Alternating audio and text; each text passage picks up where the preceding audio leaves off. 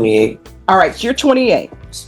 You will be able to still have your life ahead of you when you're released from the prison. Because it's an affirmative finding of deadly weapon, you're going to have to do half your time before you're eligible for probation. On May 23rd, you entered a plea of no contest to count 1, 2. Okay, let's pause right here. The judge just laid down the law, literally. 9 years, and crucially, an affirmative finding of a deadly weapon. That's not just a detail, that's a game changer. In Texas, that means he has to serve at least half of that sentence, day for day, before he's even eligible for parole. No time off for good behavior. He's 28 now, so he'll be in his mid-30s when he gets out. The stakes for his plea for probation, they couldn't be higher. And 3, to the offense of aggravated robbery. According to the plea bargaining agreement, punishment is to be assessed at 9 years in the prison. There's an affirmative finding of deadly weapon, and the state opposes your application for deferred adjudication. All right, any other witnesses? Well, my client wants to say a few words. All right, if you want to say a few words, I'm going to place you under oath, and the state will have a chance to cross-examine you, which means they'll have a chance to ask questions of you. Yes, Do you wish to be placed under oath? Yes, ma'am. I thank you for giving me a chance to talk to you. Sure. Can you raise your right hand? Do you solemnly swear or affirm the testimony you give will be the truth and nothing but the truth, so help you God? Yes, ma'am. All right, you can lower your hand. State your name for the record. Jacob De Leon. All right, defense, do you have any questions? I do. I hope I'm close enough to the mic that the court reporter can hear me. Jacob, you had earlier pled no contest to 3 counts of aggravated robbery. Yes, sir. And you're not contesting those counts, are you? No, sir. You're here to ask the court for deferred probation. Yes, sir. All right. So the court has read the PSI and so on, and I would like to have you explain a little bit about your early life. Yes, sir. What was it like? So when I was born, I was staying with my mom and my stepdad, and I was being abused. And I went to school with bruises, and they kept asking what happened. And I told them one day, and they said they weren't going to say nothing, but they said something to my parents. So I got beat again. And then I came back to school and told them what happened. This is the moment the defense is building. It's not about excusing the crime, but about providing context for mitigation. A history of abuse, trauma, loss, and untreated mental illness. This is the foundation of their argument for why probation and treatment, not prison, are the answer. The question for the audience is, does a tragic past explain or excuse a violent present? Keep that in mind. And they took us to CPS. So we got taken away from our family. And I was in CPS for a while, and they were trying to put me on the right meds because What happened next? My grandma got us, and my mom got killed in 2010. They say she died from an accidental overdose, but I believe she got killed. And I just went crazy. I started self-medicating. I didn't know what to do with myself. How old were you then? I think I was about 10, and I just lost a lot of my mind. And I had my grandma, so I was happy. And then I started doing electrical work, and I've been doing electrical work. I don't have a record. I've never been locked up before. I work and I pay my bills, and I try to keep the little family I got left. And I had my dad, but he passed away while I was in here. So it's just me and my sisters. Well, when I was out there working, my grandma died, and I lost my mind again because she was the only thing that I had left as a parent. When you say you lost your mind, what does that mean? I just started spiraling downhill. I lost my job. I started self-medicating, and I don't really do drugs like that, but I started self-medicating, hanging around the wrong people, and then I wasn't taking my medication. I was going to the doctor before, and I stopped taking my medication. And as a result of that, what happened next? This incident happened, and I was hanging around the wrong people.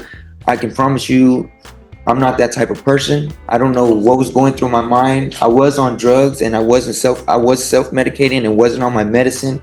And by the time I realized it, I know I messed up. I went to the Center for Healthcare Services and got help.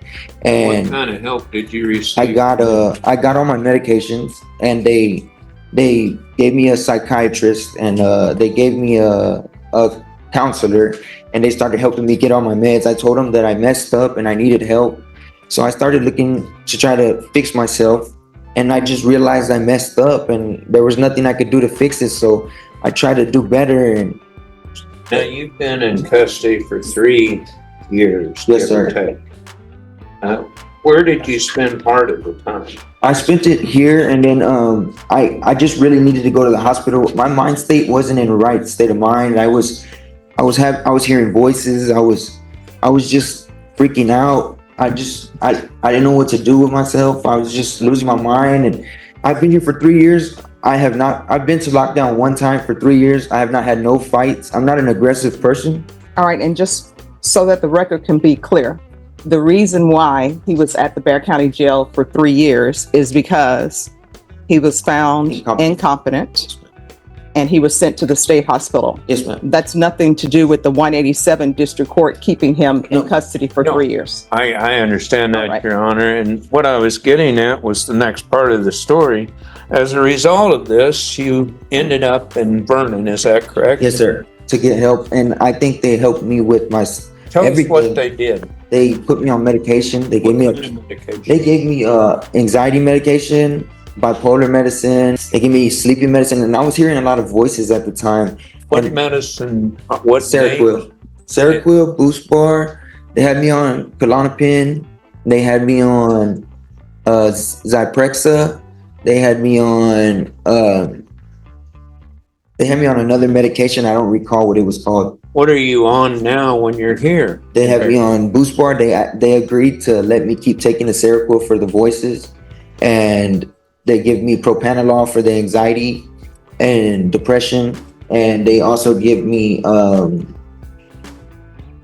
Seroquel, Boost Bar, and propranolol. All right. And you understand that mental illness or extreme abuse as a child is not an excuse for doing what you pled to. Yes, sir. I understand that. So why should this court even consider putting you back on the street or back in society? Because I promised I could be a productive member of society. I will do as much time of probation as you want me to. I promise I will not mess up. I just ask if you could please give me a second chance. That's all I'm asking for. I promise you can look at my back history. I'm not that type of person.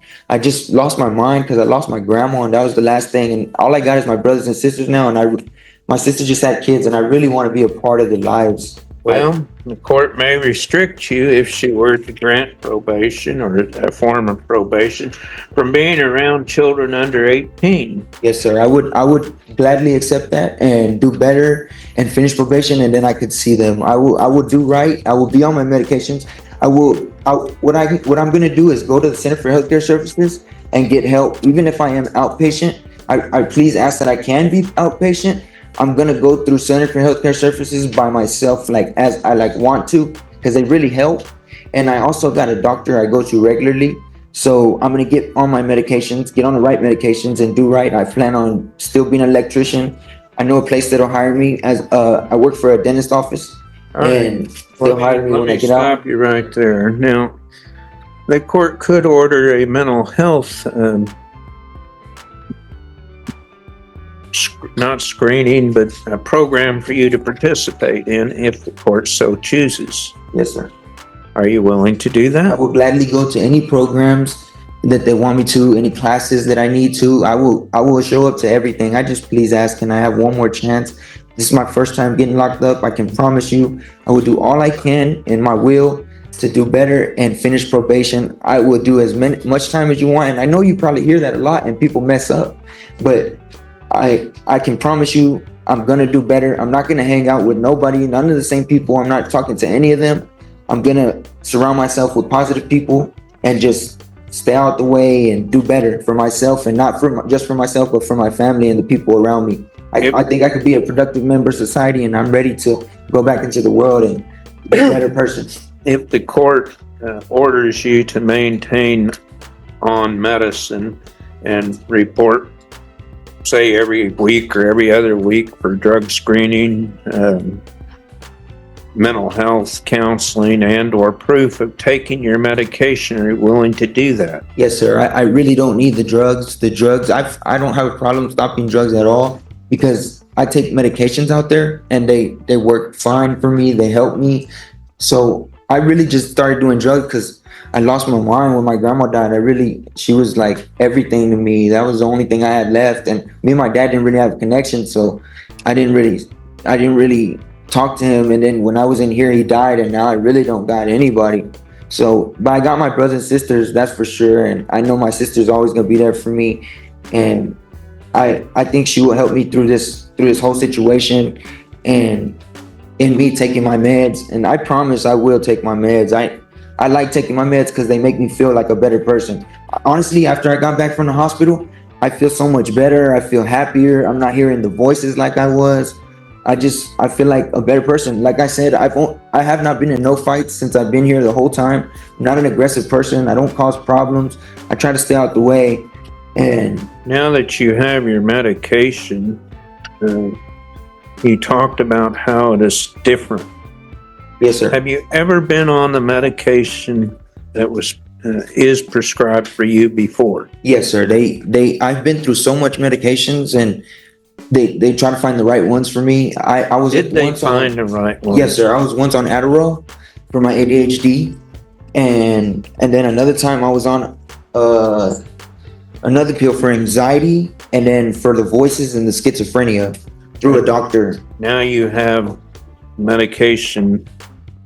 You are telling us that the medication you're currently on works. Yes, sir. I feel like a better person. I feel positive. I know I could get back out there and get back to work. I just please ask for one more chance, and I promise I won't mess it up. If I do, I will gladly do as much time as you want me to do.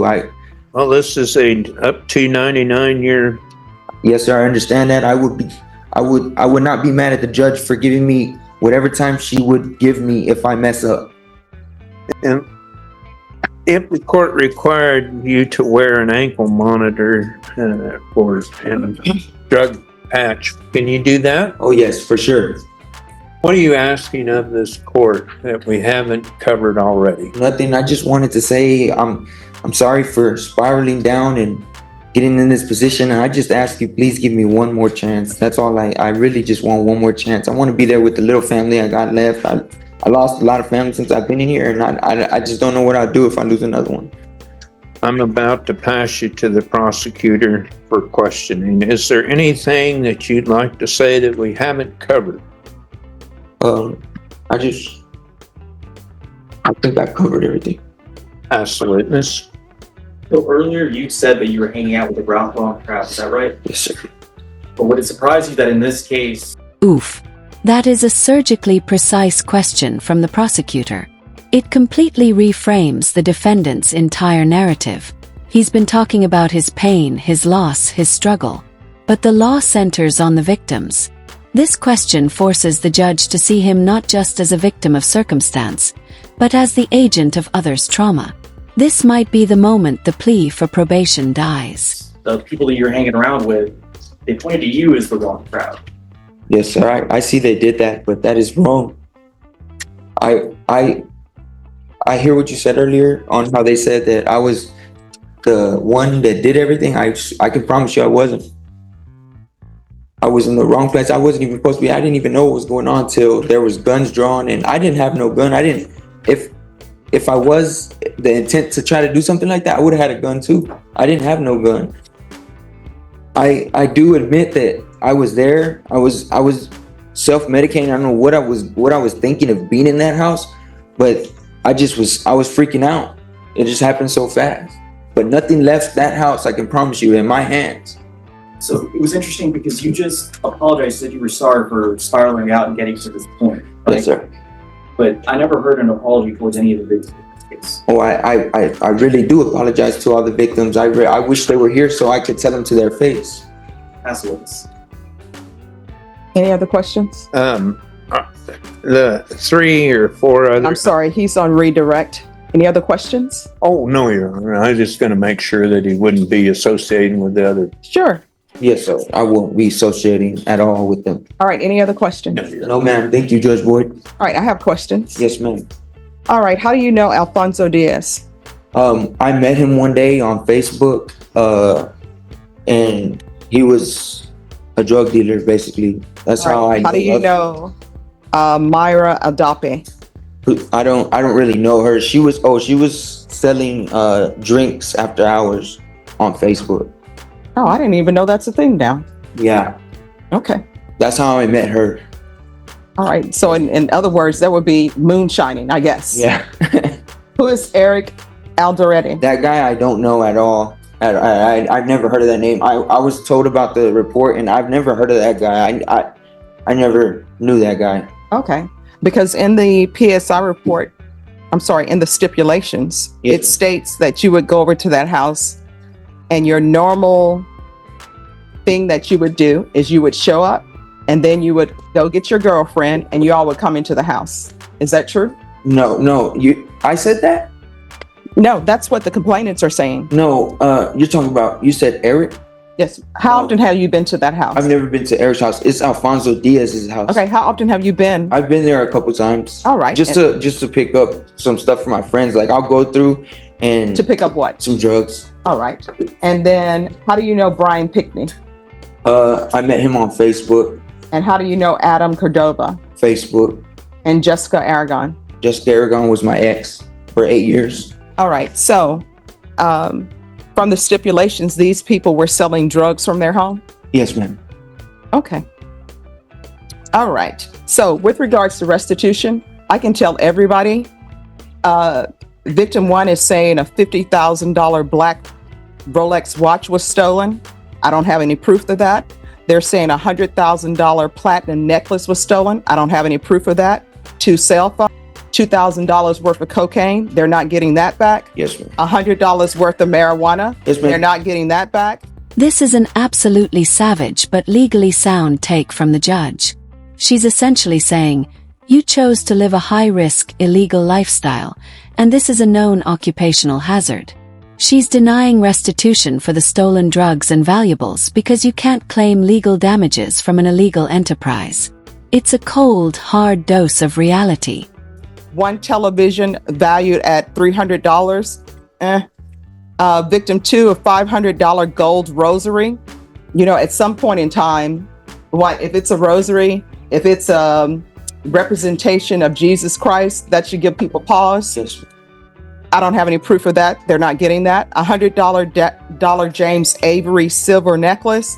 They're not getting that. I don't know any necklace at James Avery that costs $100. Yeah, they're just big drug dealers. Excuse me. Oh, Don't sorry. interrupt. Yes, ma'am. Sorry, apologize. Vehicle keys. I don't have any proof of that. 2 grams of marijuana. They're not getting restitution for that. Victim 3, $400 Samsung 820 cell phone. That's cheap. Now they say those cell phones are $1,500. $200 Fossil smartwatch, $80 in cash, and 4 grams of marijuana. I don't have anything before me that would justify the court or any evidence to giving that restitution amount back for any of the items.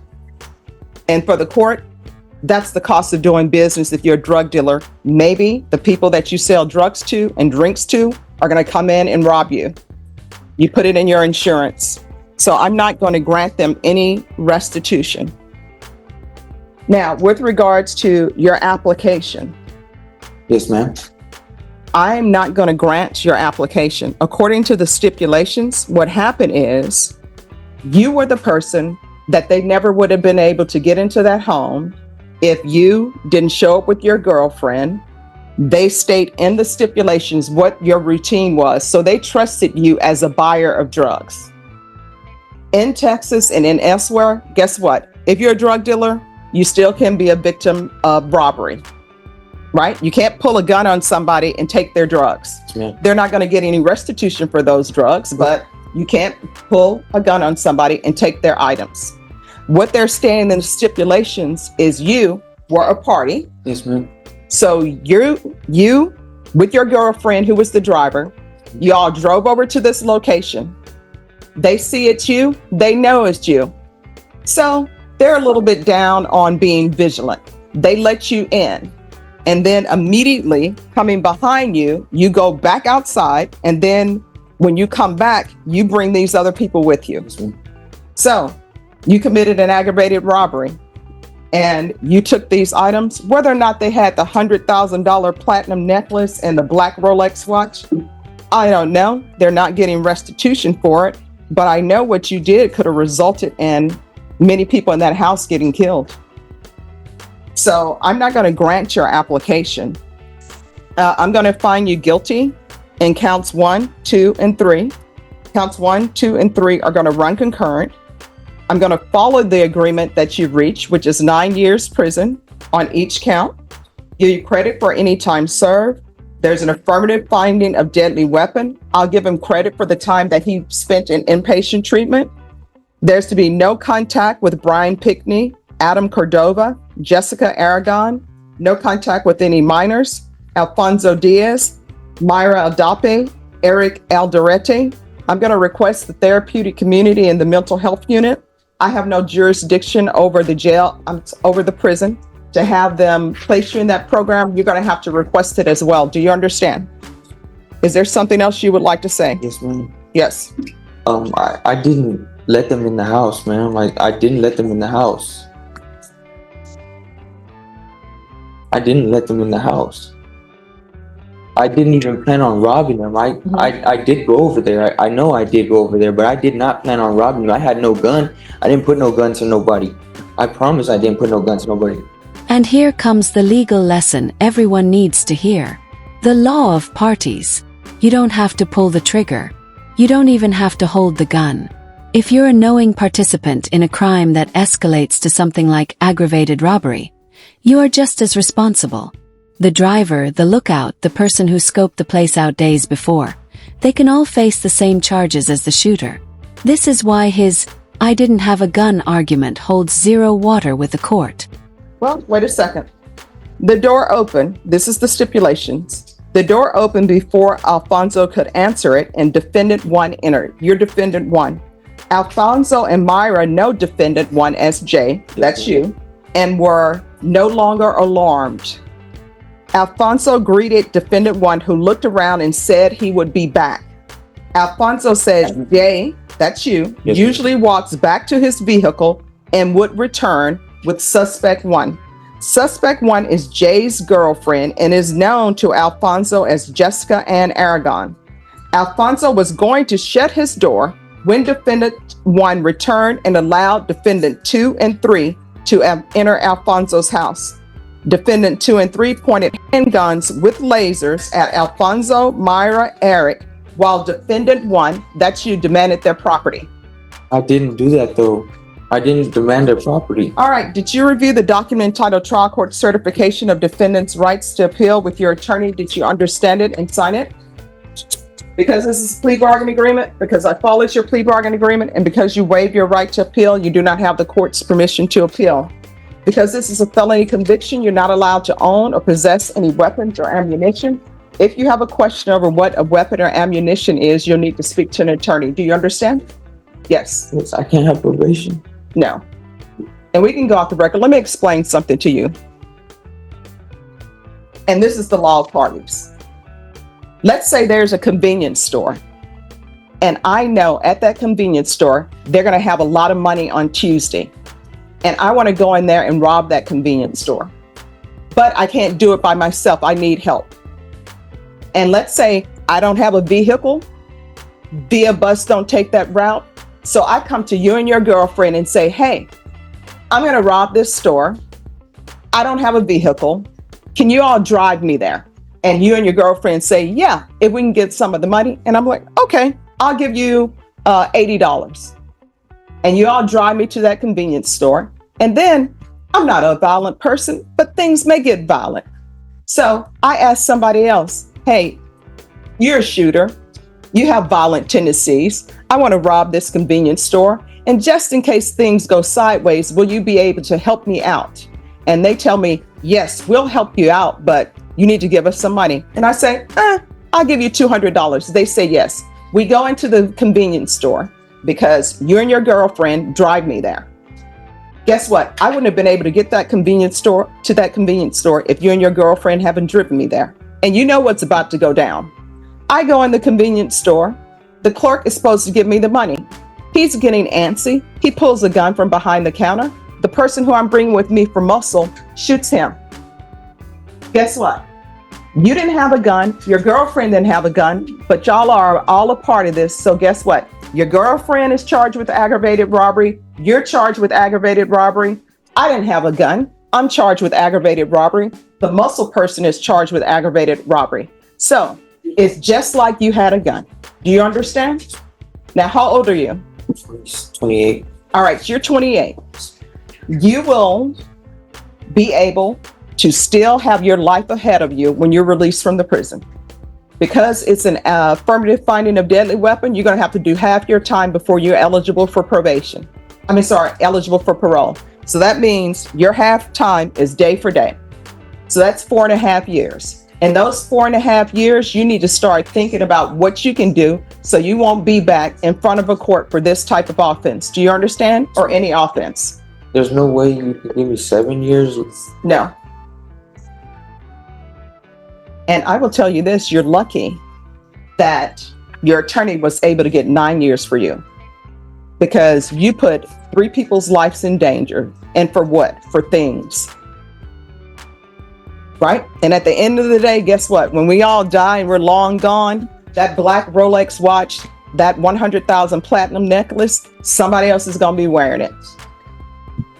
And stop, destroying your body with drugs. All right? These people are lying. It's not none of that. I know. In the report, they're drug dealers. I know they're drug dealers. Guess what? That's why they're not getting any restitution.